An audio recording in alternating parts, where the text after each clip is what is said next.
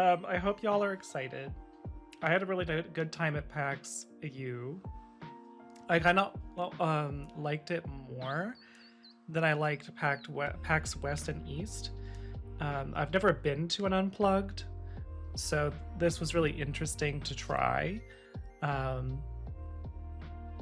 There was sort of more of a like friendly atmosphere, if that makes sense, to PAX Unplugged as opposed to like PAX East and West. It's not that PAX East or West are not friendly, but I think that the nature of board games is collaboration, is making friends, is communicating, right? You have to play with other people. I mean, there's some games you don't have to play with other people, but we'll get to that. But meeting a lot of people, talking to a lot of people, there's like a huge like free play area where you can just go pick up any board games from like their board game library, which is enormous.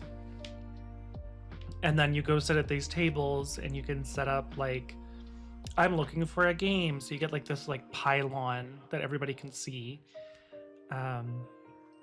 And you can either join them or you can set up your own game with the pylon, and then people can come and sit with you to play the game. And I thought that was really cool. And they have like opportunities for you to play like Dungeons and Dragons or like different kinds of tabletop and stuff like that. So like if that's something that you want to get into, but maybe struggle or don't have enough friends or whatever the case is, they have those opportunities for you. So we're gonna go over here. So this is right next to me. So this is what we're gonna look at first. This is one of the booths that I went to, and they gave me this as a review copy, and we bought this because we really liked the idea of it. I'm also a little sick from the convention, so please bear with me, because the nature of streaming is talking, right? So this here, it's called Kinfire. And the main game is this here. And if you can't tell how big this is, she's a little massive. She's a hefty girl, okay? And we love that for her, okay? Now, they gave me this one, and these are kind of like their one-shot game. So like you can play this in a shorter amount of time, and it's between 1 to 2 players. So you could potentially play this by yourself. This as well, I think you can play this by yourself, but I don't necessarily know if I'd recommend one player because it's fun. It's more fun with friends. But let's take a look at this box. We got this kind of sexy apron demon daddy over here, but in here we have a little rule book, which I assume might also have the story. Then we got some little pieces, and the game can kind of be played with these cards that allow like different events to happen, or sometimes the cards have like your enemies on them. There are cards that detail like what your character does and all that kind of jazz, and there's some dice. I'm gonna open the main box so we can see information about this kind of game a little bit better. But there are 3 of these, 3 different ones, and these characters are both in like this one and this one are both in the main game as well. So I was talking with one of the people from the booths, and they said that you kind of get different cards from these like one-shots, and you can use them like almost like skins, which is kind of fun.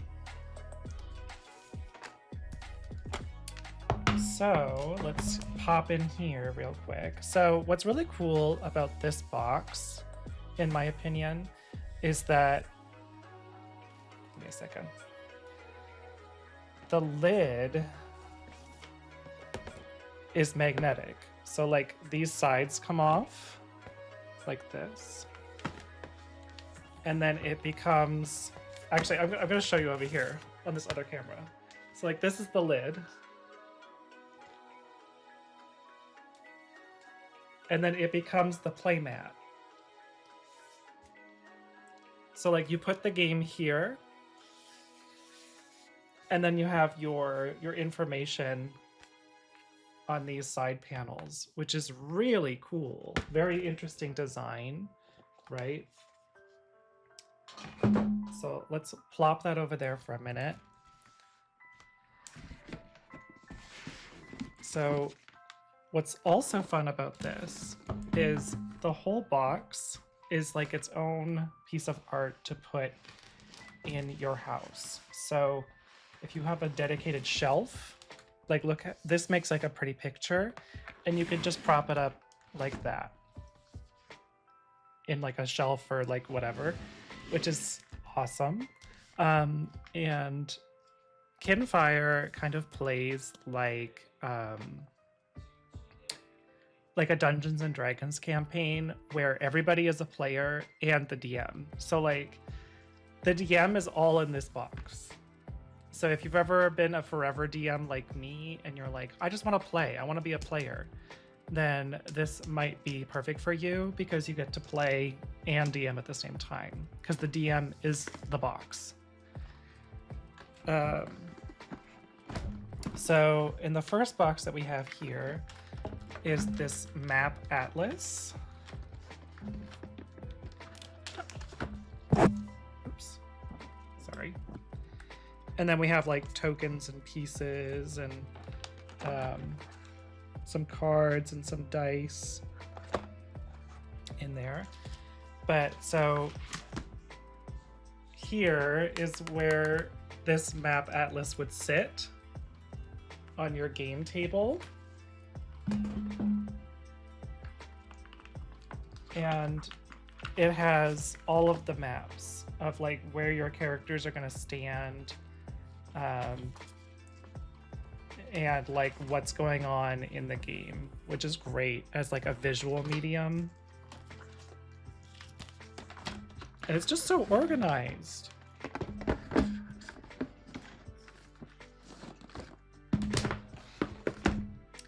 Okay, and then these are your characters.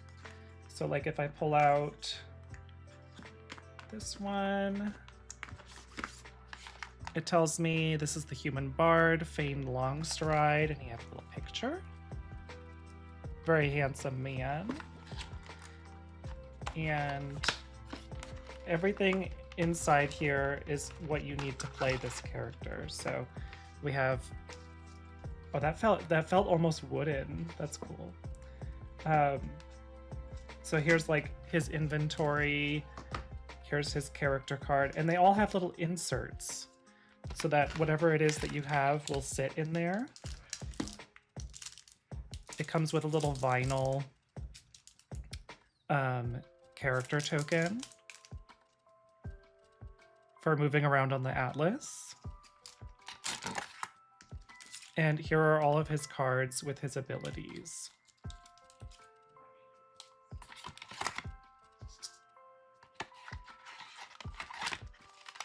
And then when you're done, you just plop it all back in the box.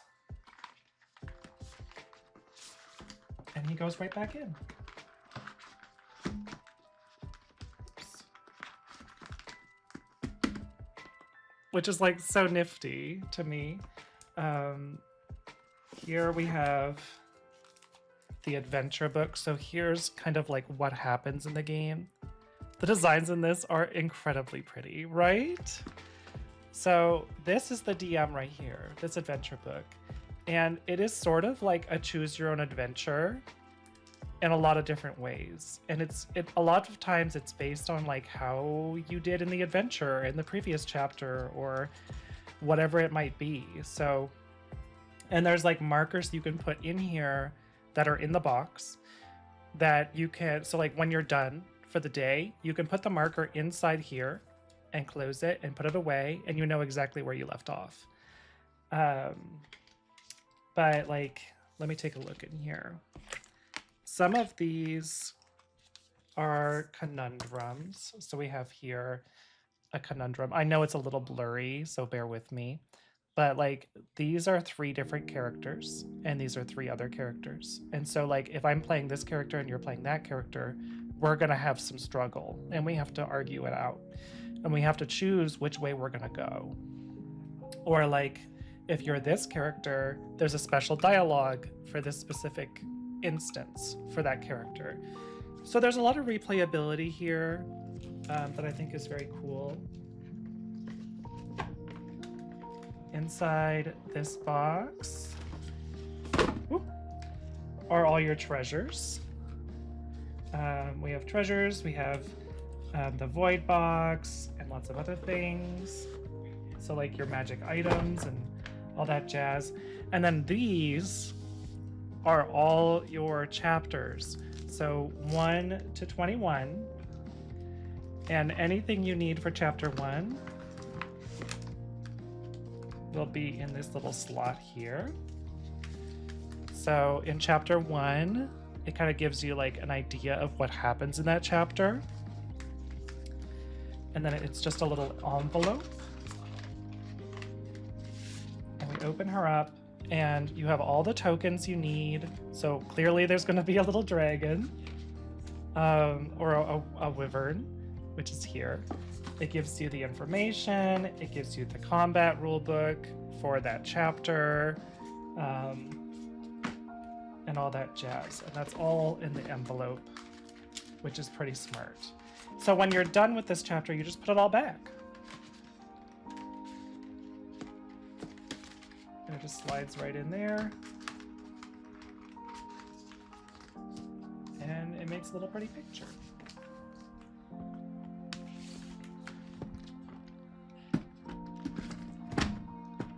And it all fits so perfectly in the box.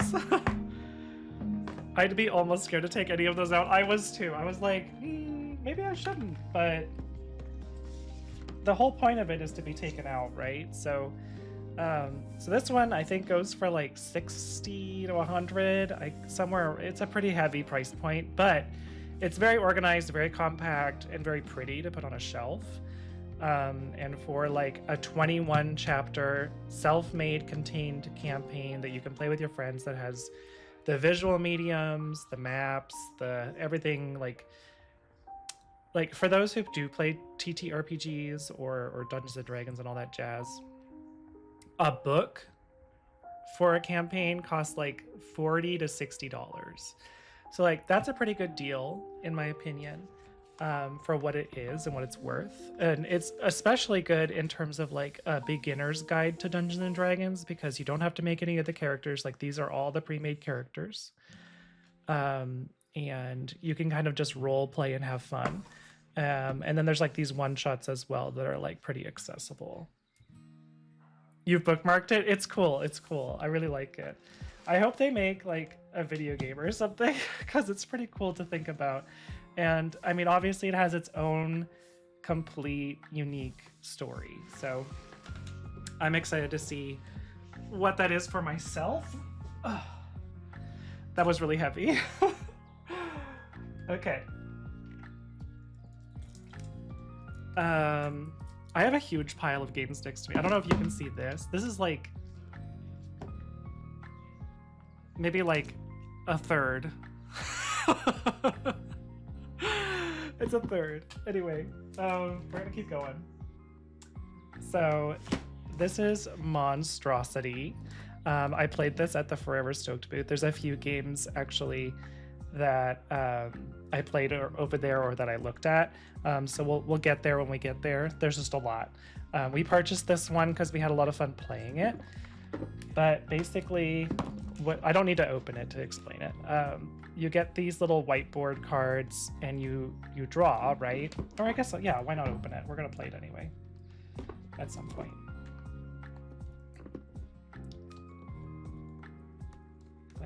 There we go. Basically, one player at a time gets to be like the art connoisseur, and you pick from this deck of cards. So these are obviously prepackaged, so I'll just show you 2 of them. So we have this one, for example, or this one. You're gonna get a picture of a monster, and you have to memorize them while the other players have to draw. So if we pick this one, right? Try to remember all the details about it, which is a little difficult, right? And then you put it down and you start drawing, and you have to tell them what to draw. So what does the monster look like? What are the details? And then once you stop talking, the people who are drawing get to ask you questions like, what do the feet look like? Does it have more than one head? What does its skin texture look like? You know, those kind of things. And you have to remember, you can't look at the card. You have to go based off memory. And then when everybody's done drawing, you go and look around at who has the best one, and you pick one, and then you reveal the card to everybody. So there's a bunch of these like wild looking cards. I don't even know how I would describe this, if I'm honest, but it just sounds like a really fun, silly little time with little... Oh, there's like a sticker in here. Little silly things to do, and you have to pick who drew it best, of course, and then there's like a scorekeeping thing, and it's just something silly to do. And we love simplicity. Hi, Anne. Are those Pokemon cards? They might as well be. I was just showing off Kinfire that I think you might like earlier. If you want me to drag it back out, I will, if you want to look at it. I don't know if you were here and you saw it. But I do actually have some card packs I have to open. Japanime Games gave me some card packs to open for their upcoming game, which is like it's like a VTuber card game. I'm not a VTuber. I love my friends who are VTubers. I don't know what it's all about, but apparently it's very popular. But thank you so much for the resub. I hope you're doing well. I've missed you. Here from Johanna Games, there was, I didn't get to see, just got on break from work, but keep on going. The Chelora train don't wait. I mean, it waits a little. It'll wait for you. I went to Johanna Gaming. They were actually supporting a few different other projects. One of them was called Hedron, Hedron, which is kind of like the homebrew hub for all different kinds of tabletop stuff, which was cool. So it'll be kind of like when you're looking at like the mod list of like mods you can get for your games, it's kind of like that, but for TTRPGs. So they're trying, and you can sell stuff there too. So if you created an entire campaign front to back and you want to sell it, you can do it online that way through Hedron, which is pretty cool. And I think they only take between 10 or 15%. I'm pretty sure it's 10%, which is a pretty good price point. So I thought that was pretty nice. Excuse me. They were also supporting a game called Onslaught, or is it Onslaughter? Give me a second. I want to make sure that I got that correctly.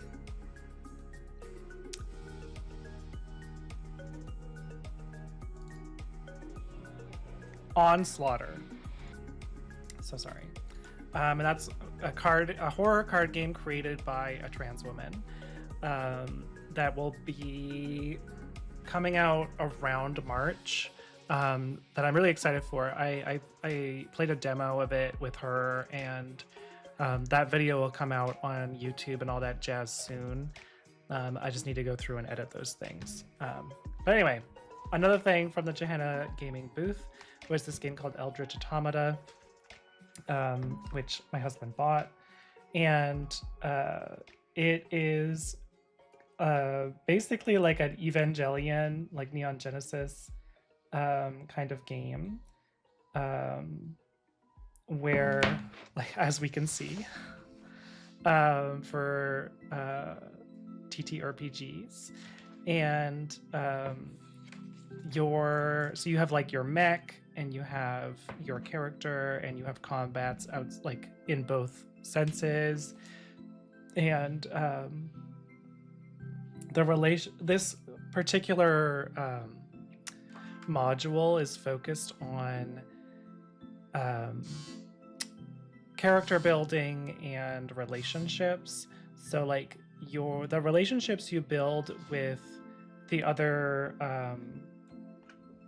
characters and NPCs do actually contribute to certain buffs that you might get in combat in your mech, which is pretty cool. And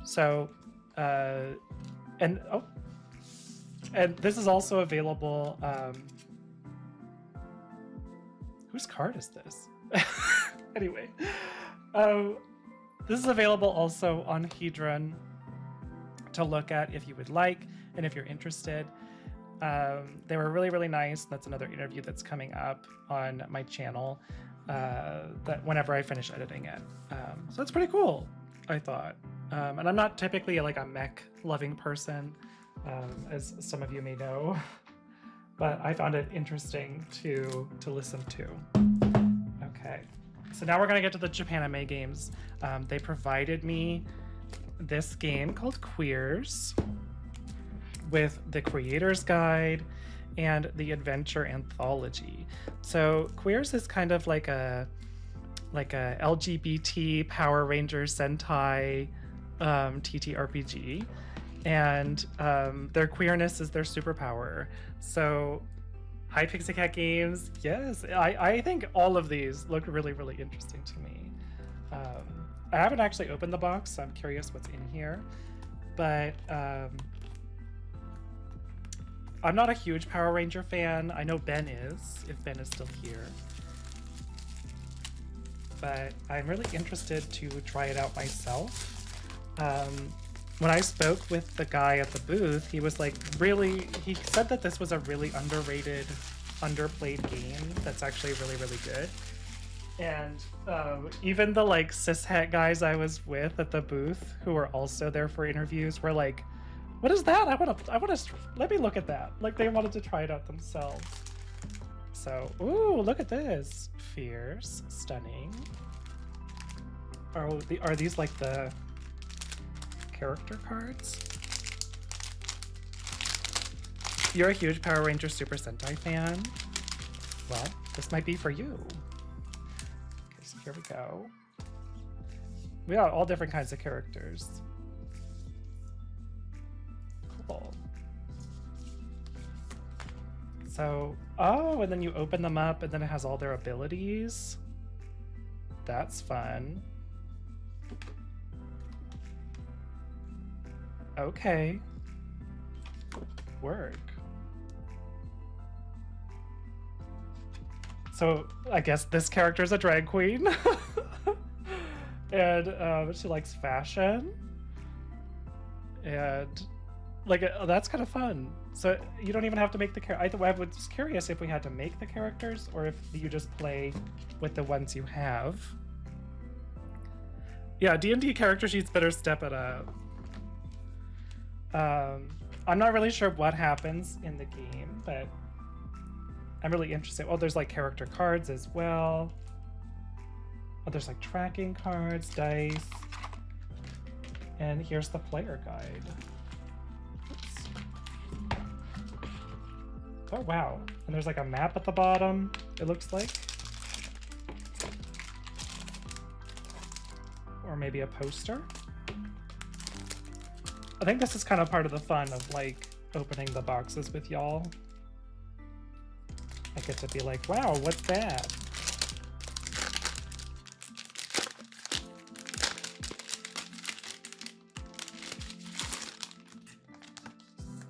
Yeah, these look like maps. But they might be posters. No, it looks like a map. So this looks like a food court or something. Or maybe they're like lodgings. There's like an office. I'm not really sure what kind of problems or themes they confront in this game. I'm actually really excited to try this out on my own on my channel. Big eye, small mouth, thirsty sword lesbian vibes already. Okay. Oh, and then there's the MC guide. Ooh, who's this character? Scary. I like that design though. With like the stars. Yeah, I'm really excited to play this. I think it'll be a lot of fun.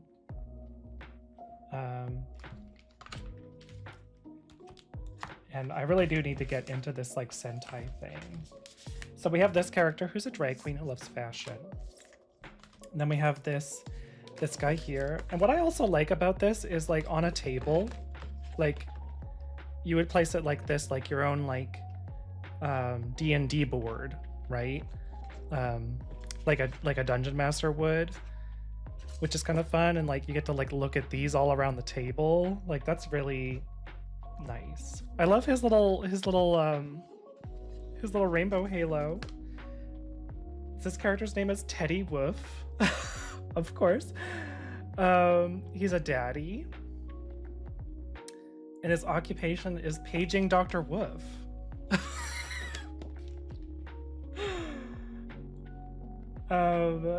His fighting style is sturdy stuff. Oh my gosh. It's so gay. And they have little bios. He's a bear. He came out of the closet later in life and became a dad to everyone in his community. He runs a small clinic. He's on good terms with his ex-wife. He fights against ignorance with love, a good sense of humor, and a mighty punch. I love that. I didn't read Miss Diva over here. Oh, and they put their pronouns. So his is he, him. This one is all and any. Oh, her name is absolutely fabulous. I love that. Above labels of gender and decorum, AbFab is skilled at wielding the rainbow empathy with poised and sharp tongue.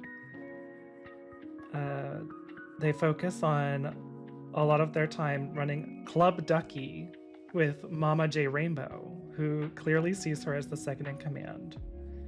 She organizes parties. She's passionate about art and high fashion.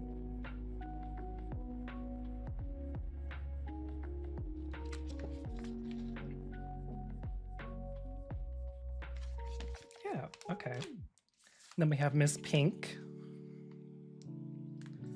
Yeah, like a little player screen.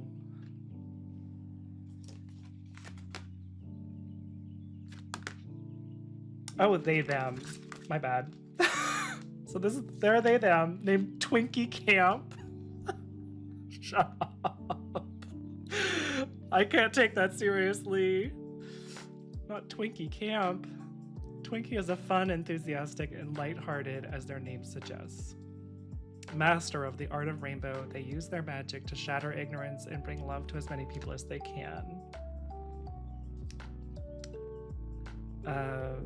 They live with their roommate Dorothy and spend their free time with the cafe owner and queers matriarch Mama J Rainbow. Twinkie is a bit of an enigma even among other members of the house, as they don't like to discuss where they're from.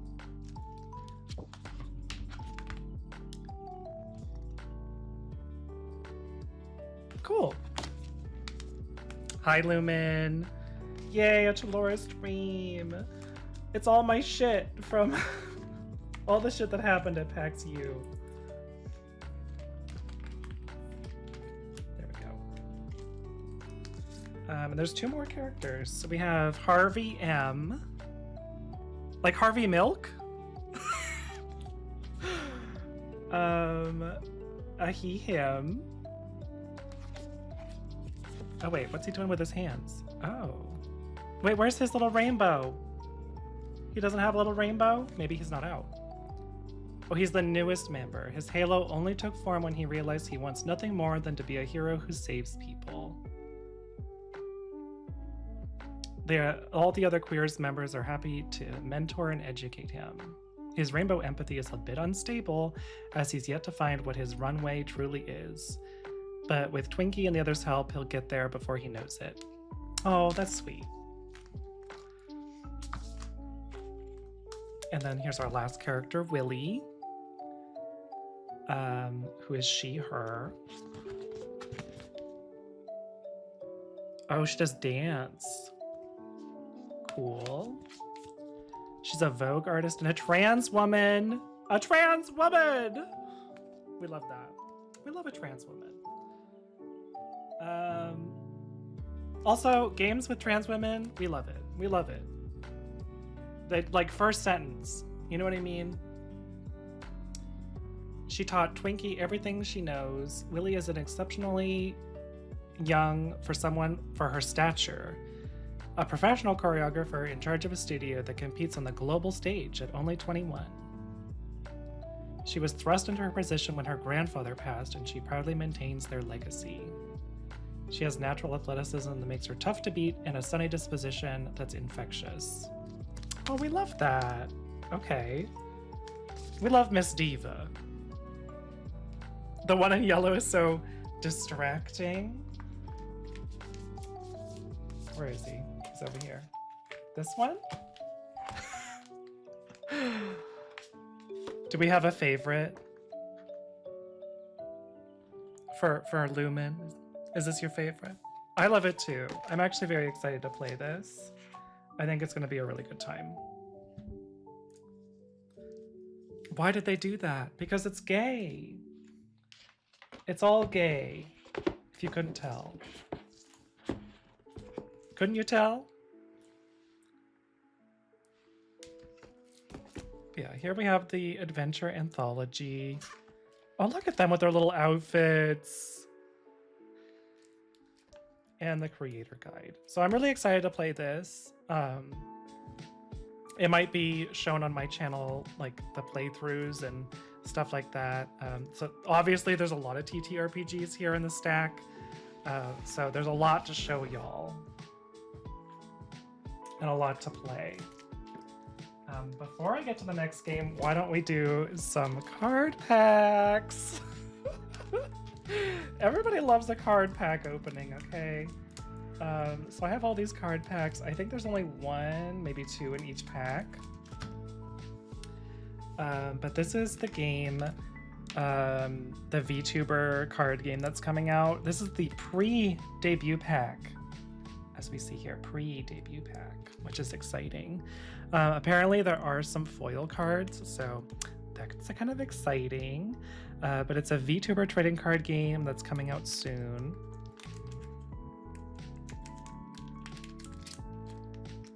Ooh, I'd love to hear about them, Pixie Cat. There's a couple more that I'm excited to show y'all. But I love all like the diversity of TTRPGs we're getting. There's so many different things to do and ways to play, and I just think that's very exciting. Okay. We got whoever this girly is. If it'll focus. Probably not. We got this diva. Oh, and then we got a little card that like talks about a character. I'm not sure. I'm not sure. I don't know how this game works. They just gave me the card packs and I said, I'll play that. I'll look at it. I'll open card packs. People love opening card packs. Oh. Trans colors. Trans VTuber. Pipkin Pippa. Where are the VTubers in the chat, huh? Where are you? What are you doing right now? Why aren't you in this game? When are you going to be in the game? Actually, my friend Sarah Thorne is a VTuber now, so that makes a lot of sense. Oh, a full art. I don't know if it matters if they're full art. I don't know if that changes anything. Hi, Diva. Can I call you Diva? I'm Detective Fierce.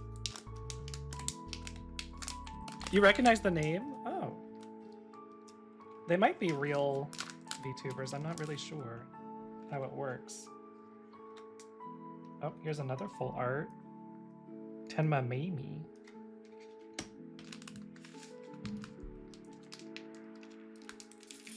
I'm assuming because these are promo packs that there's only one card in each one. But it looks like there's like QR codes. I'm not really sure what they're for. Oh, they are. It says they're based on actual VTubers within the VTubing community. That's cute.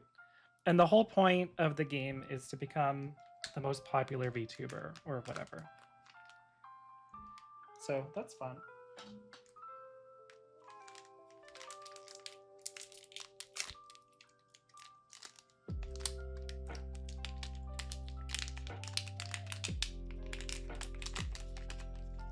The company making this is owned by some of the big indie VTubers like Bao and Shy Lily. Oh, I don't know anything about VTubing, so oh, look, we got a shiny one.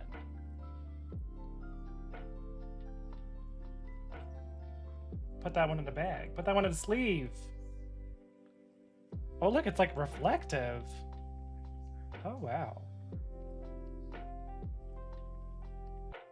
That's cool.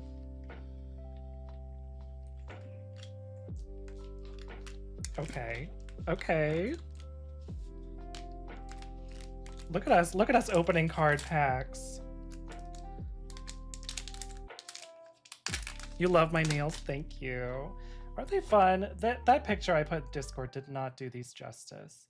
Like, these are stunning. Hi, Ruin. How are you?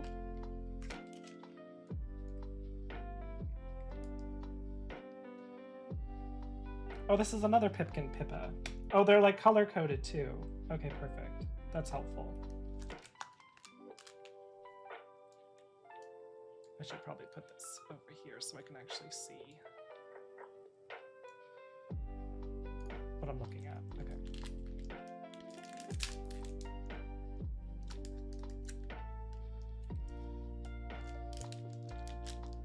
Boom! Thank you so much for the resub, Ruin. Oh. I'm not sure if the full art matters, but I'm just opening them because they gave it to me. You made the commitment to being a VTuber earlier this year. I mean, a PNG model is just as good in my opinion. I'm doing pretty good. We got a little shiny diva over here. Oh, look at this. This is the same card, I think. But I have the full art one. Oh yeah, okay. So I have the better one over here. Well, there you go. Look at me. This is just like TTRPG Shop Simulator or whatever it's called. Just like it.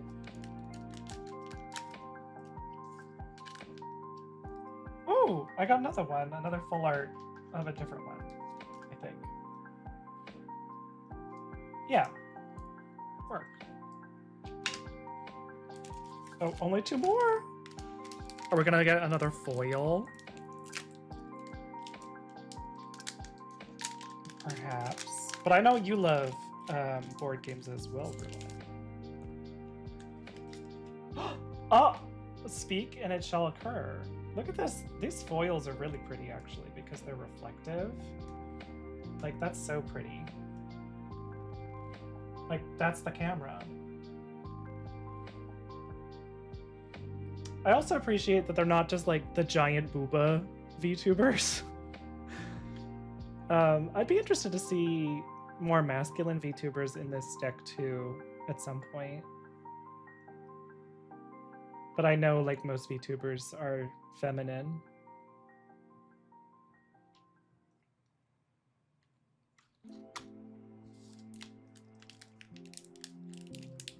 I hope you get Sandra Bullock. Me too. Honestly, I would love to have a Sandra Bullock card. Okay, this is our last one. Oh, it's a full art. Oh, she's pretty. She has like little horns or something. Well, that was fun. But yeah, that's Oshi Push, I think it's called, if I read that correctly. The VTuber trading card game. We got 2 foils, so take what you will with that one. Sounds like I'm going to be needing to play this game. Let me get my binder. What does that mean, Pixie Cat? I'm like not in the loop.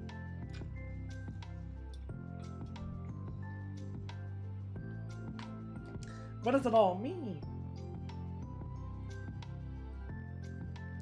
Wait, what is this?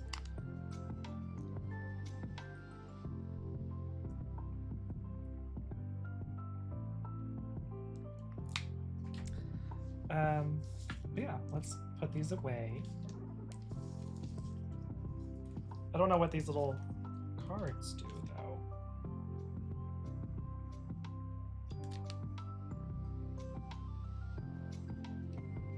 though. Ooh, you get access to exclusive promos, up-to-date information, and card reveals. Oh, I remember, yeah, they were saying they did really well on Kickstarter. If I understood that correctly.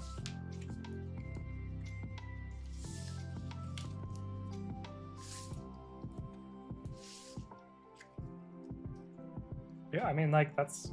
I mean, half of those are just the QR code cards, but... Oh, Oshi means push, so it's really just push. What does that say, Anaya? What?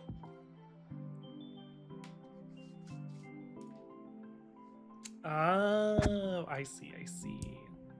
The person you're the biggest fan of. That makes sense. I'll pop onto this one, which is also a Japanime game, but first I want to talk about this one, since we're talking about tabletop. This is Cats of Cthulhu, which is kind of like Call of Cthulhu, but it's Cats of Cthulhu. And I got mine, the creator was with me, like he was nearby when I was interviewing someone about the game, and he was like, oh, let me sign your copy of the quick start. So he said, who can I make it out to? And I said, can you make it out to Lola, please? AKA Miss Moo. And then drew a cute Cthulhu cat. So that's like a emoticon cat, but with Cthulhu mouth. So that was really cute. But basically in this game, you don't make a character, you just pick a kind of cat. So you pick like a cat acrobat, or a pussyfoot, or a scrapper, or all kinds of different cats. Your coloration, long hair, hairless, mixed breed, feral cat, house cat. There's all sorts of stuff in here. And for the most part, you are only cats. I believe one person plays as the human, but I could be wrong. That's just what I remember anyway. And you're basically this troop of cats that protect humans from Lovecraftian horrors. So in this chapter, for example, you're protecting the world from the Rat King, which makes a lot of sense. So yeah, and the book, this is not the book, this is just a quick start, but there is a book, and it's pretty interesting to look at.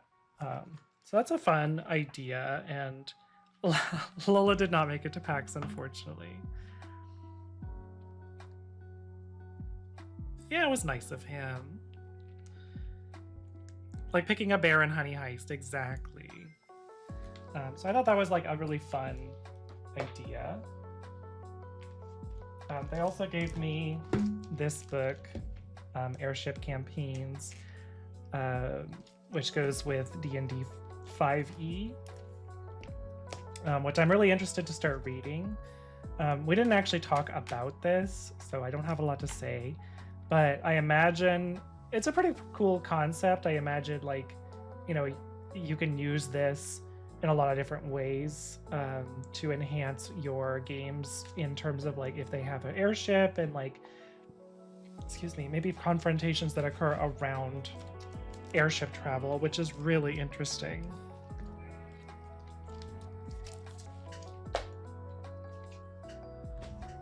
You love picking bears, you'll find. I couldn't tell. Also, if these don't interest you, these next two, please stick around for this one. It's this big box right here. It's really, really cool, and I really want y'all to see it.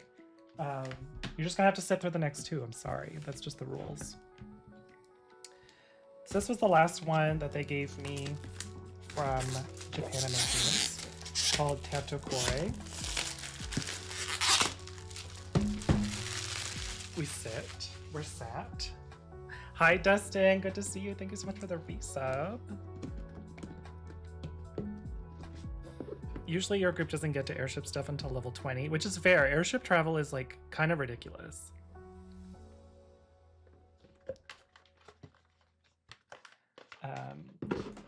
This box right here.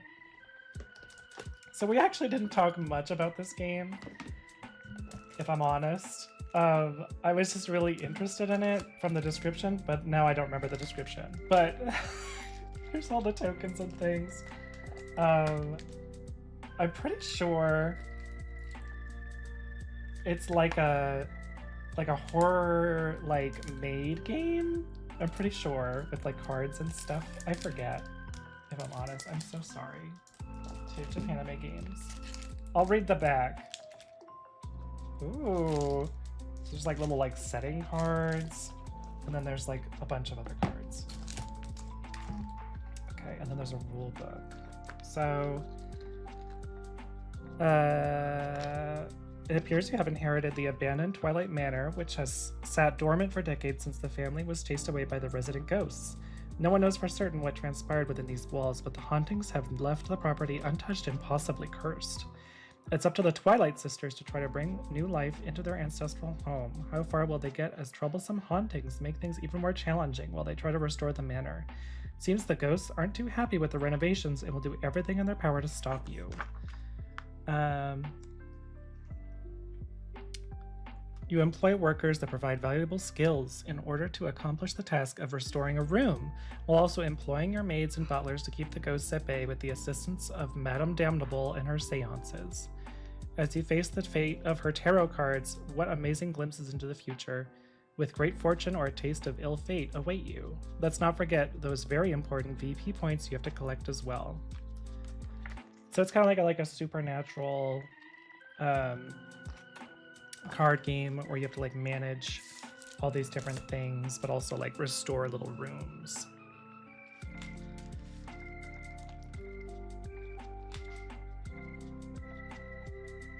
But what's Project Sigil? Yeah, I'd be interested to set this up and try it out myself. We had a little less time than I would have liked to talk about this game, just because the interview had started a little bit late, but typical game time is 30 to 60 minutes, 2 to 4 players. And there's, like, all these, like, different rooms and tarot card effects. And it sounds really interesting to me.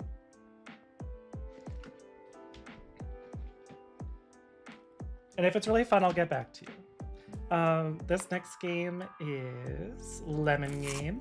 It's created by a queer Latina disabled person. And it comes with this mat. This is like your lemonade stand.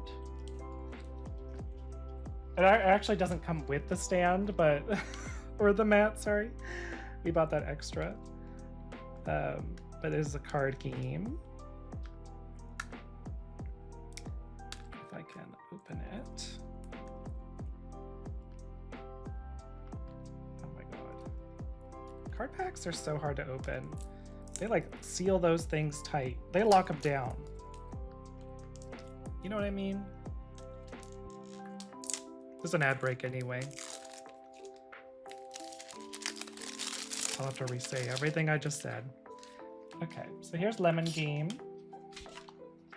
It comes with the rules, which are pretty simple. Oh, thank God. There's like a little tearaway thing.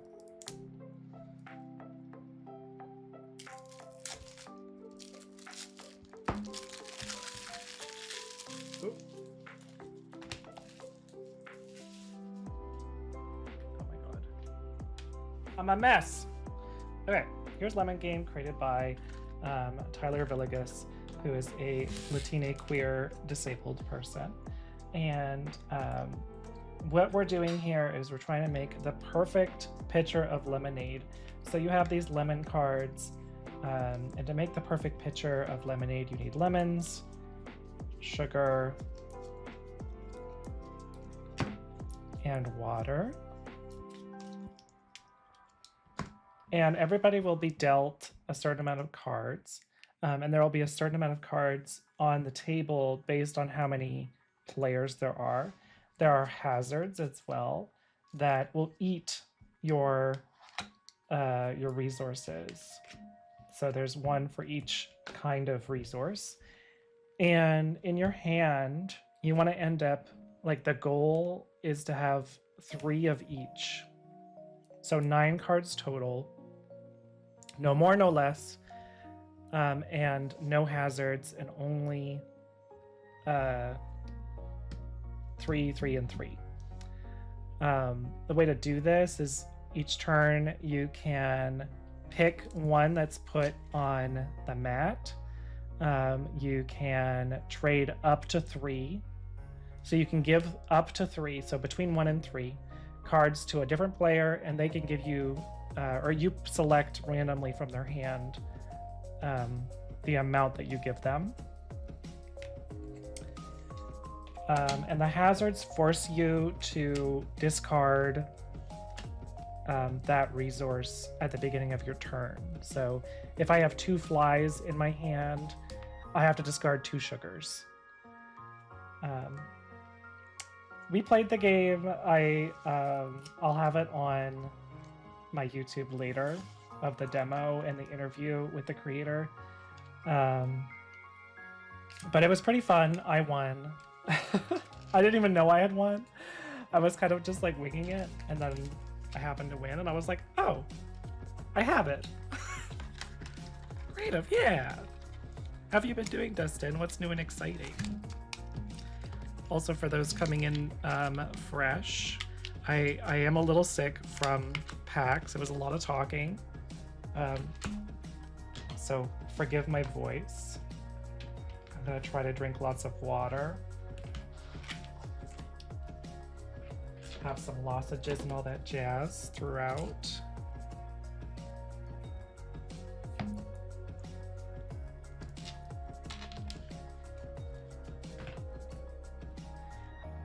And also, if you missed any of the games, like, feel free to go back in the VOD or watch the VOD later. Some of the games are really, really cool, so I would suggest looking into them. So this is React.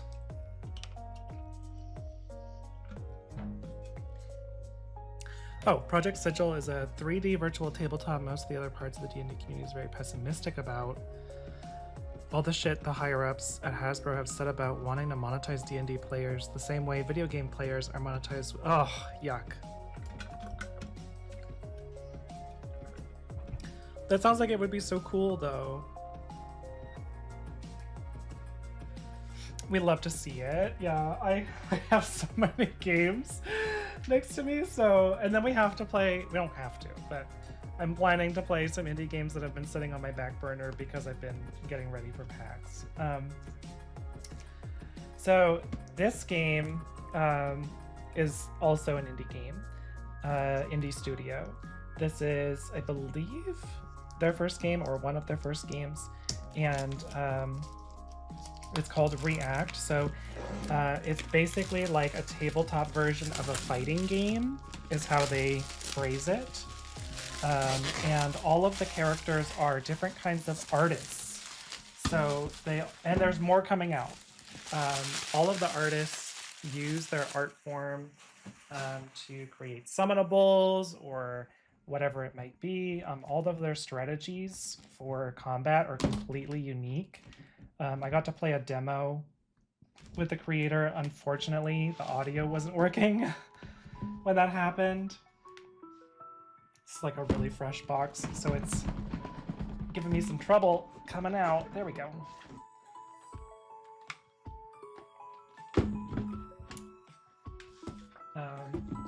Should we go through the art book first?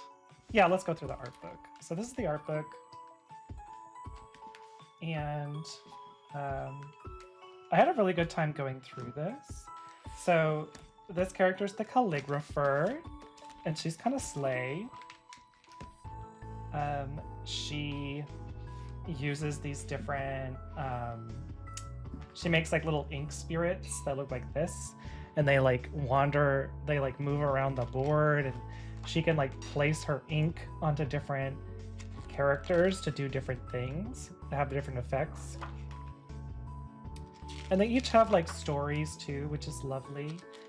And each of the characters has what's called a masterpiece. And it's basically like their, like, you know, like in fighting games, you have like a special meter. That's basically what this is. And then we have the sculptor.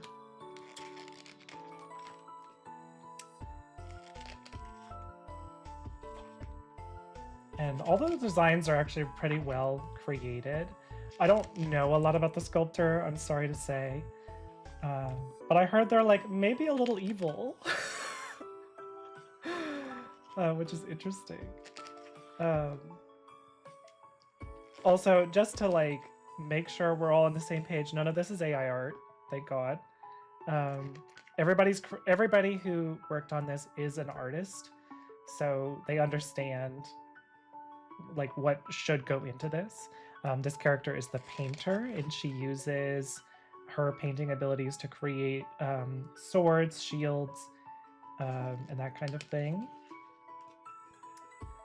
And she's very like based on like the Renaissance, and bows, like Renaissance paintings.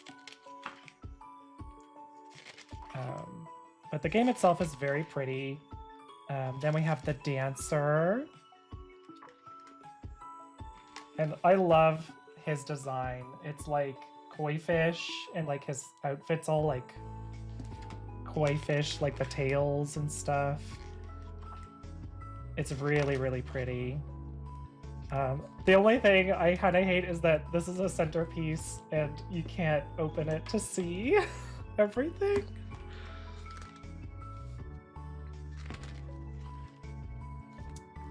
But very pretty art. We have the tattooist, who I only got a few tidbits of the different characters. So in combat for her, she will take damage in place of her summons, and it doesn't actually hurt her. The only thing that hurts her is when she has these little bunny tattoos that come to life. If the bunnies take damage, then she takes damage, which is kind of funny because she like loves the bunnies so much. So she kind of has this like Alice in Wonderland kind of theme. And I really liked her design because she has these like, they're like quill tips or like pen tips and things like that. And like around her cape, there's like tattoo pen tips and stuff. Like the designs are pretty good, in my opinion. And then she has these different like tattoo designs. So that's pretty fun. I was telling the creator like, oh, this would make like a really good TV show or a movie or something. This character is the animator, so all of his cards revolve around these 3 different characters, which are like different bitrate animations, which is kind of fun. And then this character is the tagger, so it's all like graffiti, and he can like place the graffiti on the ground to have different effects when they're like moved over.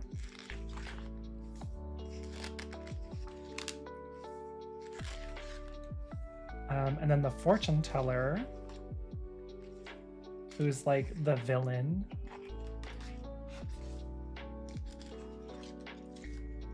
And then there's one more character who's the DJ. And this character is non-binary or gender fluid, which I thought was really nice. I was like reading through it while I was at PAX, and I was like, oh, they're gender fluid. I love that. And they control 2 speakers, and so this is the character that I tried playing, and I like them a lot. So those are the characters that they have currently. A lot of different options. There's no not safe for work artist, I fear. Well, any of those characters could have made not safe for work art, to be fair. Male characters with long hair, you feel seen and heard. And the dancer is slutty as hell, which I love. I hate when art books do that, me too. Yeah, here's the rule book, very pretty. It was drawn, so the way that this rule book looks is it's as if the painter had drawn it. So all of the designs in here that show examples are like as if it were painted by the painter, which I thought was like a really nice touch, that like they included that as a theme. But we got the deluxe version, we upgraded. So these are all the tokens that would normally sit flat on the board. But we got the deluxe, so we have all the vinyl. So we'll show you those. So like here are some of the summonables. So here's one of the animator's characters that he can summon, and here's one of the koi fish that the dancer can summon. So they'll stand up on the board like this, which is really cool, in my opinion. Like there's the painter, for example. So it kind of like adds a little more dimension to the game when they can actually stand up. Just having like a 3-dimensional basis, I think is really nice. So all the tokens are here. Each character has their own card packs that go together. They each play a little differently than each other, but predominantly they only have 4 cards. So it's not as complicated as you might think. Look at these. What's that? Was I not supposed to get this?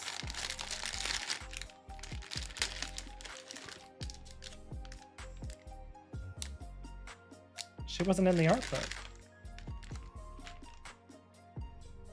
Uh-oh. Or maybe she's a bonus character? Well, she's a diva. I have a little character here that's the storyteller. And she looks like a little elvish diva, which I love. Is this the playmat? I'm a little confused.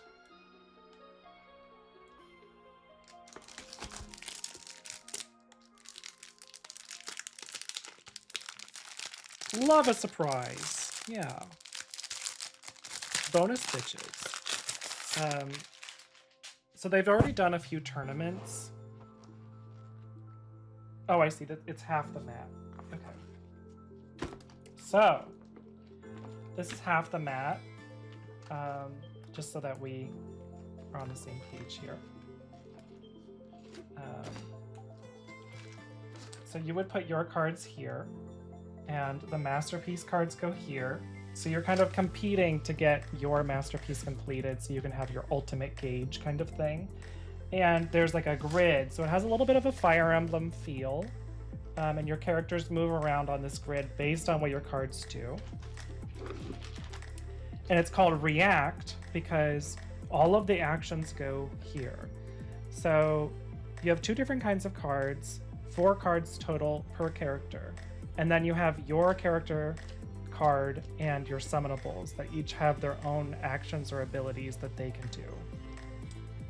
So to simplify this, I'm only going to talk about the 4 cards, okay? So the first action is always blue and the rest are brown in color, and those are reactions. So what happens is you take your turn, for example, and you can have as many actions as you want in your turn, but you only have so many draws for cards in your turn, and you get to only draw at the beginning of anyone's turn. So your cards are kind of like your mana pool or your resource, depending on what you've drawn, right? So you would place your first action, that's blue or whatever, and then the opponent gets to say whether they want to react or not. And they would place that here, and you can react to their reaction, etc. And you have to put like what your intention is, depending. Sometimes you don't have to put the intention depending on what it is, but anyway. So you can react to each other in this way, and then the order of actions goes reverse.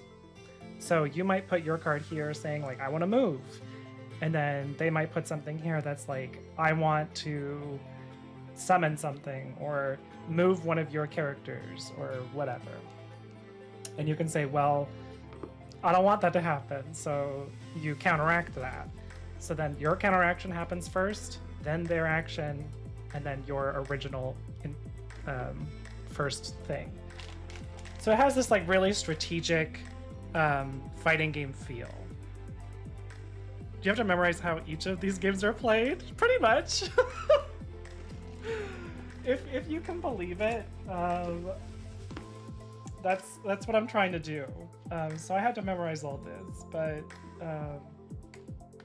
she has a pretty decent memory. I'm a little very gagged.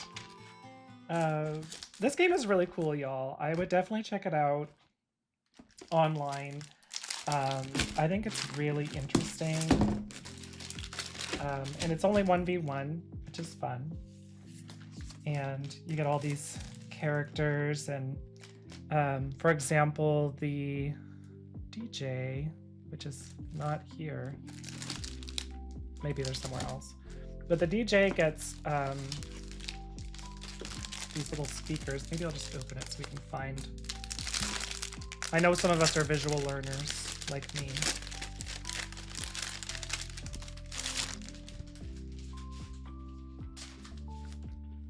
Oh wow, look at the little standee we have. So they give you some little presents in here. Maybe the DJ was added later? I'm a little confused. Oh well, whatever. Either way, the DJ has these speakers. I know it's in the art book, so I'll find it in there. Right here. These two here.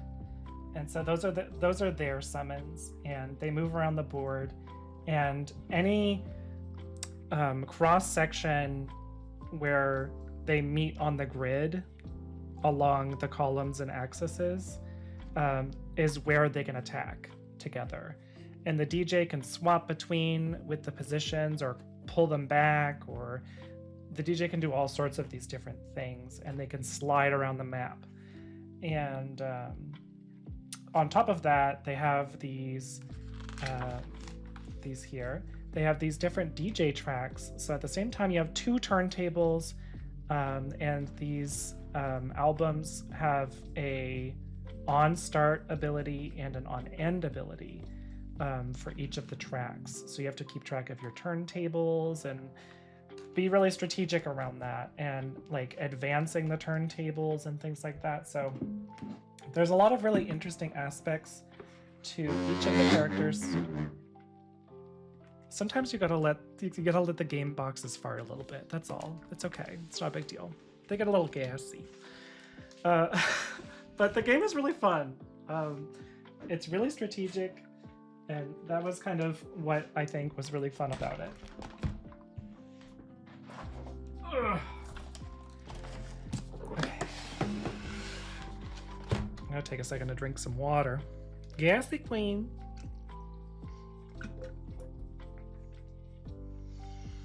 Okay. It's really, everything's so heavy. My little trans arms. Okay, so here's a game that we bought called Sage Stones. It comes on these beautifully made wooden boards that are laser printed on the back, all the instructions and the rules, and the insides are filled with resin. So we got the sun and moon design. There's ones with dragons and all this other stuff. They haven't actually sold that many because these are considered works of art for them, which is fair because like there's different kinds of wood in between and all this stuff. They're actually very pretty. This one has little bits of glitter inside all the resin. And don't worry about the price point for this. If you're like, Chelora, I'm not buying a ridiculous piece of art wood. What are you talking about? They sell scroll versions that are just like leather scrolls that roll up for like, I think like $15-20. So it's not as inaccessible as you think.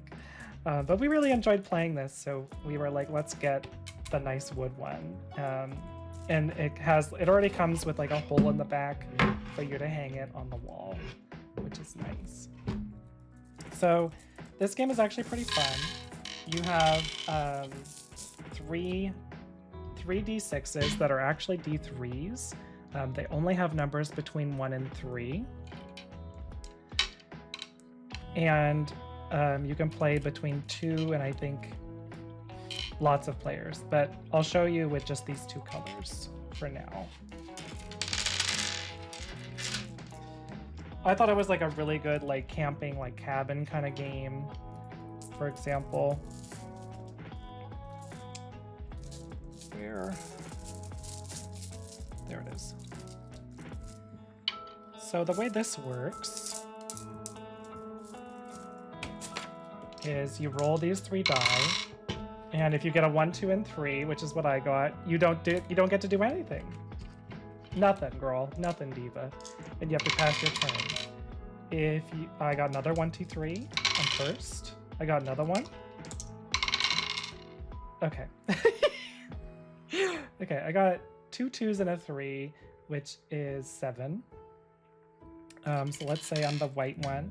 So you get to place anywhere along 7. So I might put it on the edge, or I might put it in the middle, whatever. Then I rolled another 7, so the other person gets to put maybe 1 here. And let's say I roll, I don't know, a 6. I could put this one here. And let's say they roll a 5. They can put theirs here. And the whole point of this game is to get rid of all of your little stones. So when this happens, either this way, vertically or diagonally, it removes my stone.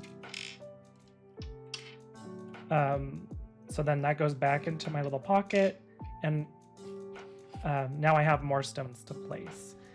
And this can happen on like a bigger scale. So if it was like this and they put the stone here, then these 2 would go away. But it doesn't happen like if it was like this, like there's a gap, so it doesn't happen.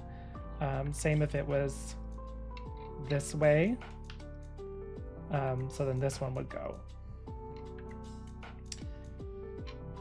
If you roll 3 of the same number, you get to go again. So you get to go twice, or maybe 3 times, maybe 4 times. It's a really pretty game. It's pretty simple, and you would think like, Chelora, this looks boring. This looks too simple. And to that I tell you, it's not. Having played it, and to the two strangers that came and played with us, thank you so much for playing with me. We had a really nice time. It was really fun. I really enjoyed it. Sometimes it's the simple things in life, or the things that seem simple, that are the most fun.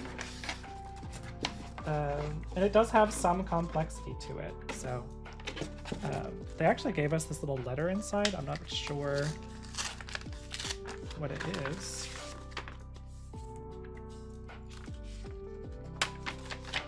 Oh, it's the rules on paper. That's nice. And you can play with 2 players. That's nice. Oh, that comes on nice paper with this little real wax seal. Fancy. Yeah, that's sage stones.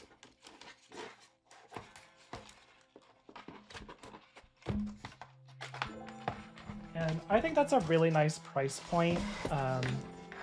Like the scroll version, I mean, not the... I mean, it's nice for the wood one too, if you think it's pretty and you're like, I would hang that on my wall at the cabin, you know?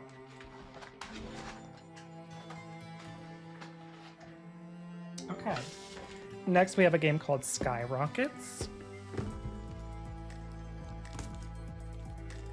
Mancala a little bit. I don't know that one.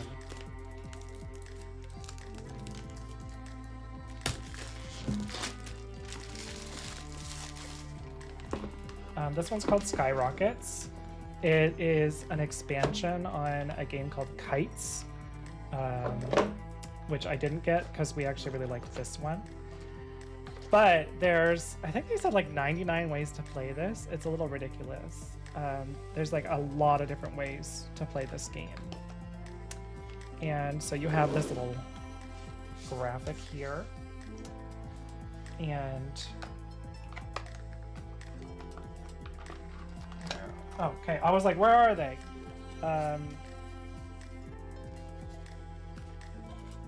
Here's your like little achievement cards. And you get these little cards here. And you can play this with lots of people.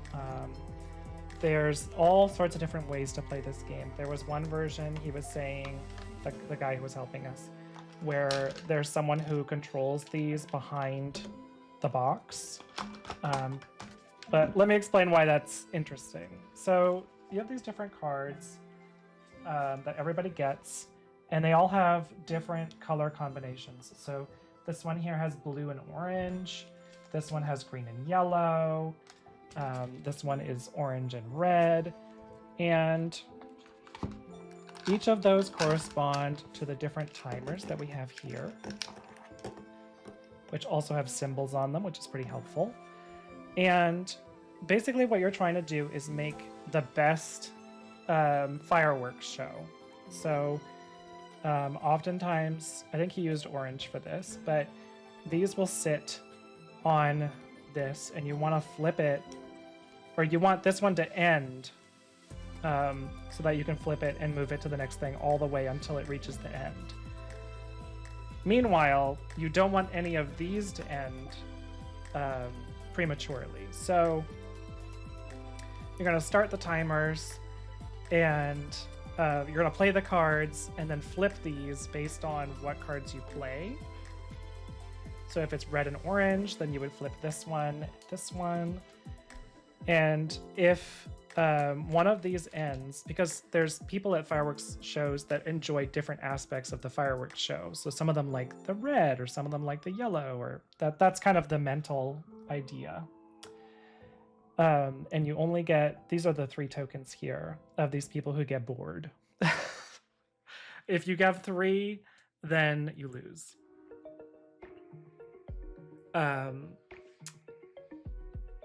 And there are a few different, I think there was like 99, he said, different ways to play in the rule book that's under here. So some of them, and this is like kind of fun because like you get different ideas on the same mechanism. So some of these are the yellow has to get spun on top of the green, for example.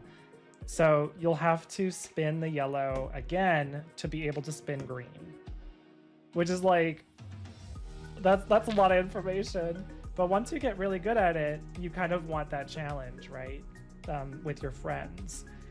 And so the one I was describing where like you can't see the timers, one person kind of controls the flipping and will shout out like, oh, we need blue, you know, and then kind of controls that while nobody else can see, which is kind of a fun idea. So there's a lot to this game that could be pretty fun, in my opinion, and kind of adds to that like interactivity between each other.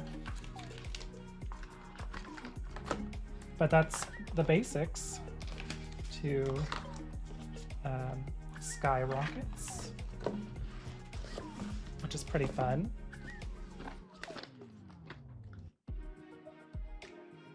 It's a board game played with either beads or stones.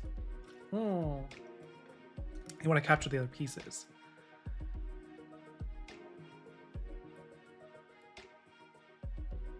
Oh, interesting. So it was like an ancient game that we adapted. Interesting.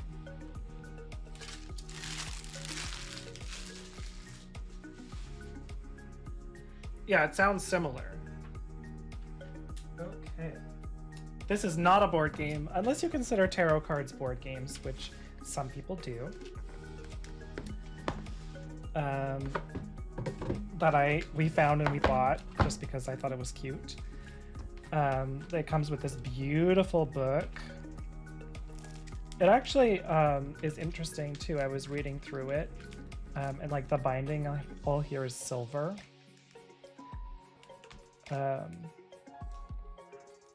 But somewhere in here, was it the back or the front,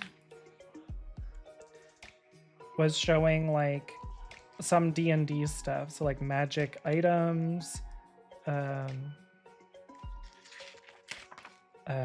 enemies, altars, some character classes in here that involve like the tarot deck, and some spells and like all sorts of different stuff, which I thought was cool. But we really bought this because we liked the cards. Let me show you. I opened this the other day, so we don't have to go through all that. But these are really cool. So they're animated. Look at the coins,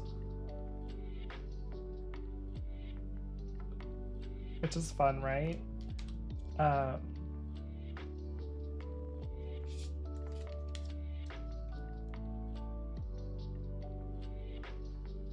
I thought that was cool that there's like these little cards that like move around. So we can get something else.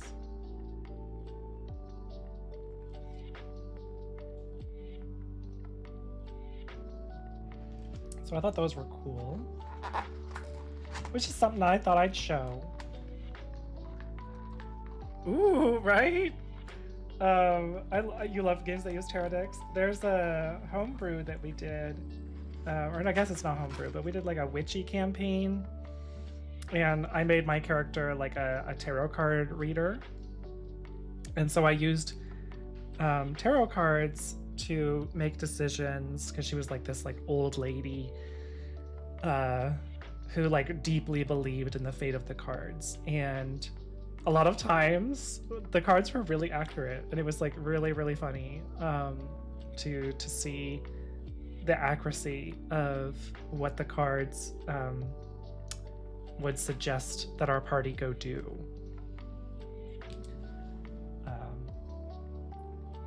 It's like, and also like that these are like just like flat cards is so fun.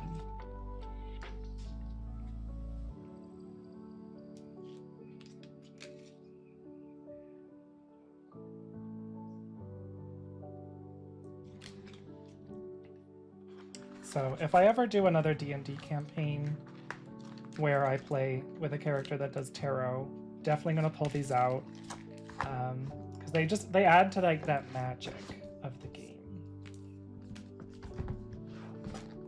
And I'll have to read through because I'm really interested in what D&D sort of homebrew classes and ideas they have in there. So I'm really interested.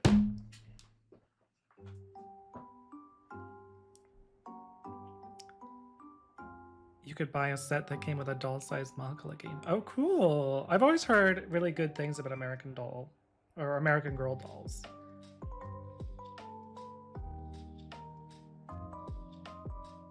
Oh, I always find that so interesting how that like works out sometimes. How like you'll predict something with something that's kind of totally random, like a card or whatever, like tarot cards. And then it'll come true and you're like, like that just adds to the, I feel like it adds to the magic of the game and to your character. It wasn't super specific, yeah, but still. But to be fair, a lot of times it's like astrology, right? Like we do everything by association, and we will connect things that maybe, you know, didn't necessarily need to be connected. So this is the same publisher as Skyrockets. It's called Landmarks, and I'm actually very excited to play this on stream with y'all sometime, because I think it can be done. So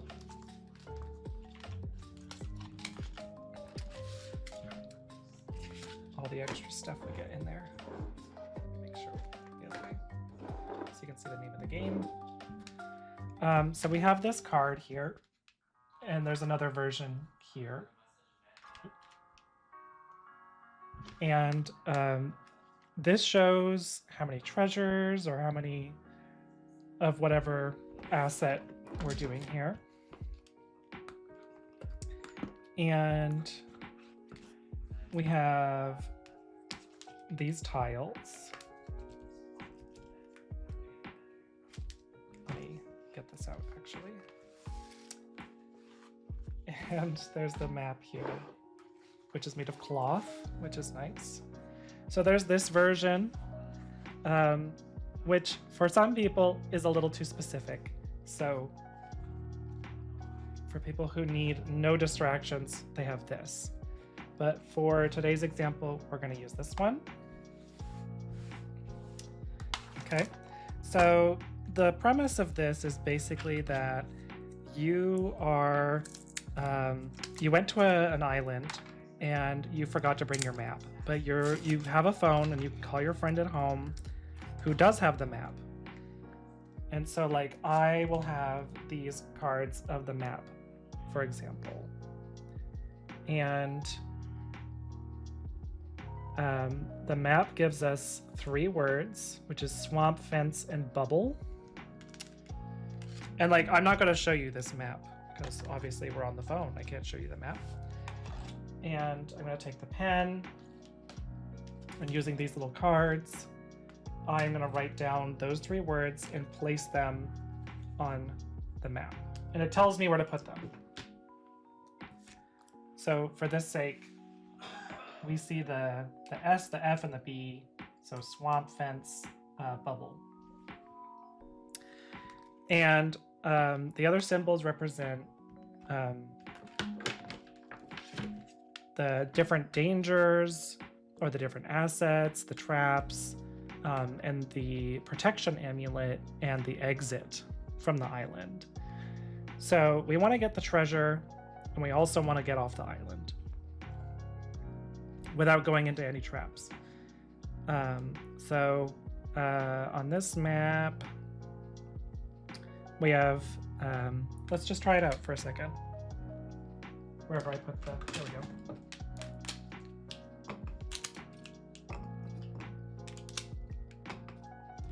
Because here's how I think it'll work on stream, okay? We'll see. Okay. Swamp goes here. Excuse my writing, I'm so sorry. What did I just... Oh.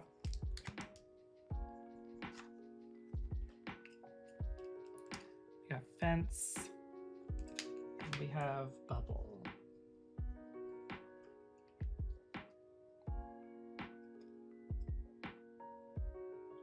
Okay. So... there's a treasure on this.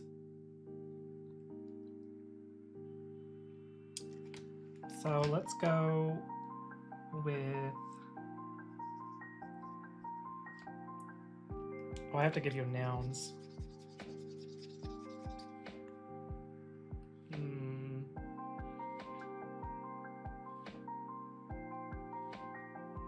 Oh, it was very, you won't live to see your goals achieved because you were going to die fighting to make them happen. And then they did, and then they died horribly. Well, hopefully they didn't die forever. But, you know.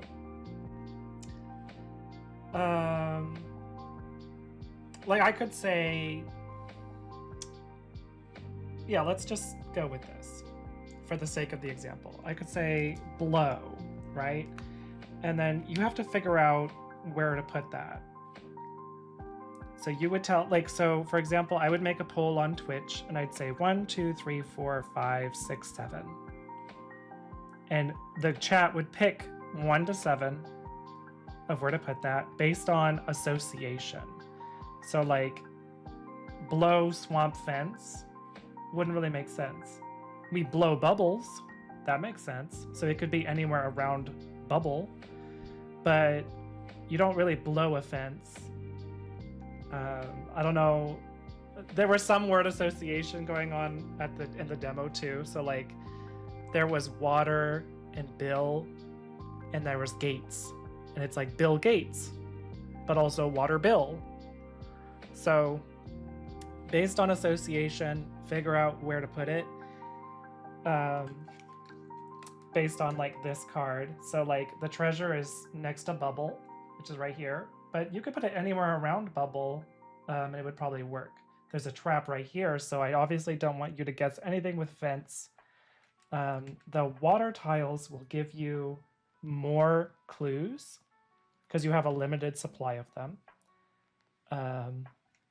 And then, so there's like lots to play around with here. Oh, absolutely. I mean, there are so many cards. So, and there's difficulties. So this is the easy. There's medium, and then difficult. So there's a lot to play here. And if you ever run out of this pen, like, it's just a dry erase. As long as you remember to clean them off when you're done. And there's 2 different sides. So if you want one that has like little forest trees or just a simpler side, you have options. Or maybe they get a little dirty, or who knows. Oops, I didn't put the pin back in. Oop, damn it.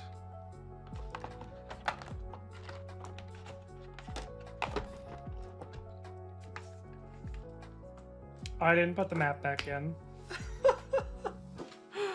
Oh gosh, I'm a mess.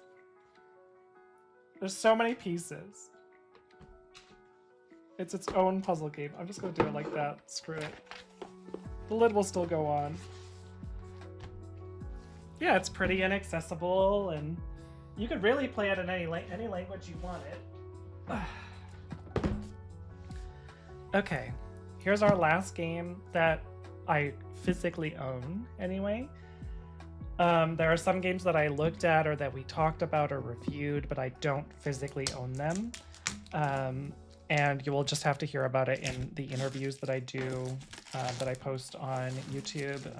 We're also thinking of putting some of them on Wig and discussing them on the podcast that I do with Caricature.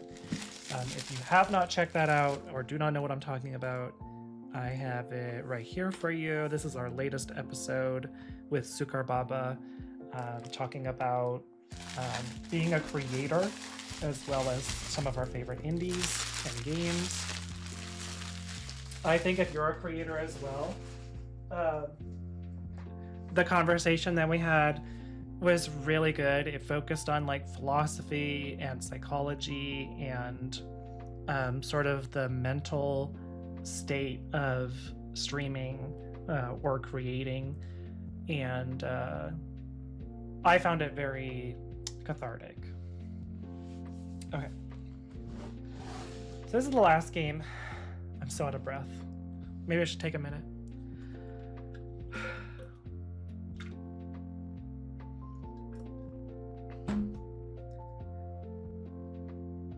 Okay, that we're gonna look at. Oila and Something Shiny is another tabletop RPG, but with some physical elements, and it's very cute. It is one player for ages 12 and up. So this could be a really good game to play with your kids, or just you and your partner. It says 1+ because it's meant to be like one person DMs or controls the game and the other plays. I heard that this game is going to make me cry. We have this really cute art in here, and that tells us how to play the game. I haven't actually looked in here, so I'm curious.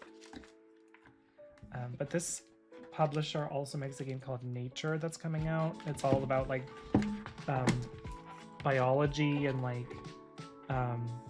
different animals fighting for survival together. So this really cute board where you put your cards and you get magic items and go on your little journey. They have all these little pieces. Some of them fell out, which happens. We have this little tray that holds everything. Oh my god, there's so much in here. I'm just gonna leave it closed. But let me see if there's maybe a synopsis of the story in here. It's a story-driven game over several chapters which chronicle the fantastical adventure of Isla. And I believe I heard that there are 3 different endings. So you can play it a few times and still enjoy it. The person I spoke with said that you'd probably want to play it max 3 to 4 times. But some people have played it up to 11 times. So it's really up to your personal preference on what you like and how you want to play.